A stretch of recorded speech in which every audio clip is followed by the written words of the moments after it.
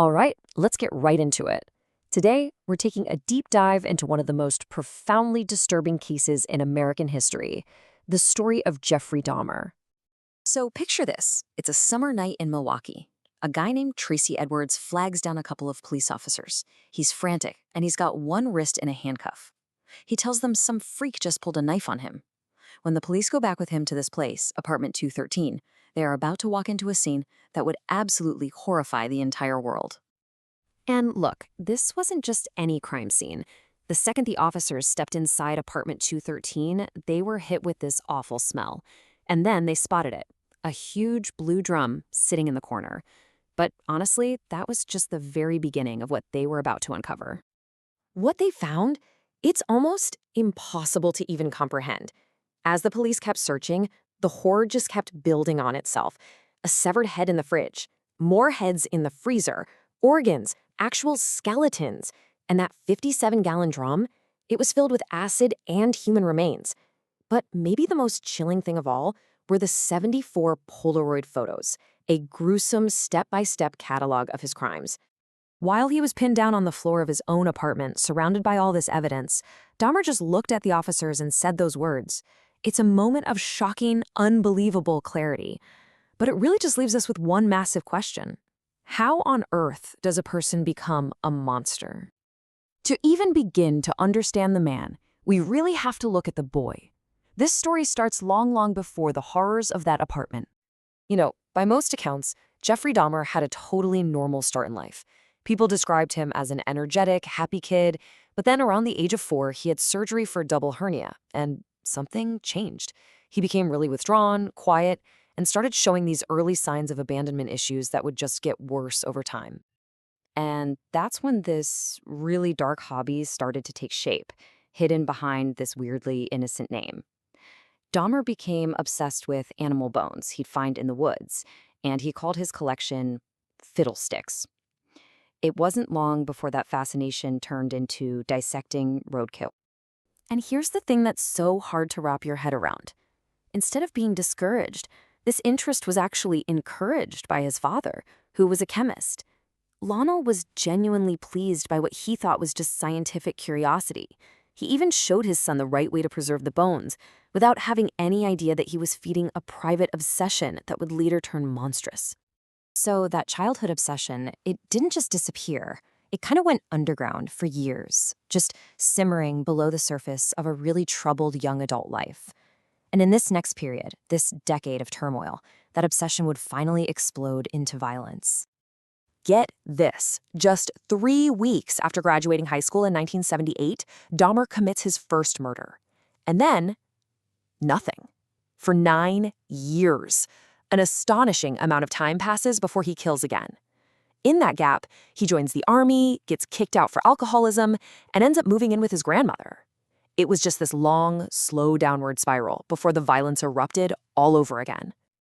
The murder of Stephen Toomey back in 1987 was a huge turning point. Dahmer claimed he completely blacked out from drinking and just woke up to find Toomey dead, with absolutely no memory of how it happened.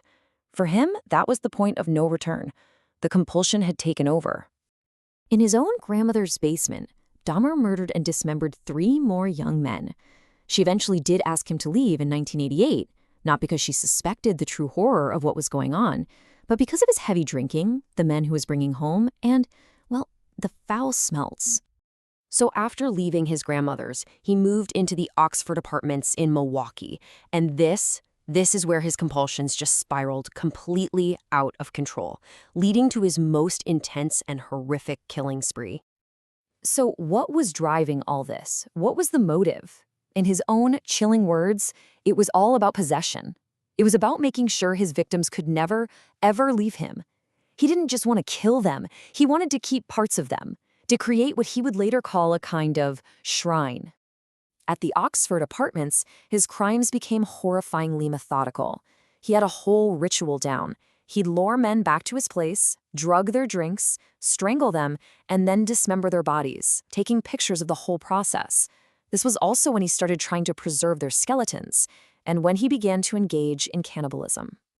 And the pace, it just went into overdrive right before he was caught. He was totally consumed by his compulsions, killing 4 people in that last month alone. His twisted desire to be with someone had become this unstoppable, murderous rampage. So, the discovery of the horrors in apartment 213 kicked off one of the most sensational trials of the 20th century, and that was followed by a pretty violent end. Now, Dahmer had already pleaded guilty, so the trial wasn't about if he committed the crimes. Everyone knew he did. It was about whether he was sane when he did them. The defense team argued he was so mentally ill that he couldn't control himself. But the prosecution? They painted a picture of a calculating, methodical killer who knew exactly what he was doing and tried hard not to get caught. On February 15, 1992, the jury made their decision. Sane. He was found guilty on 15 counts of murder and sentenced to 15 life terms.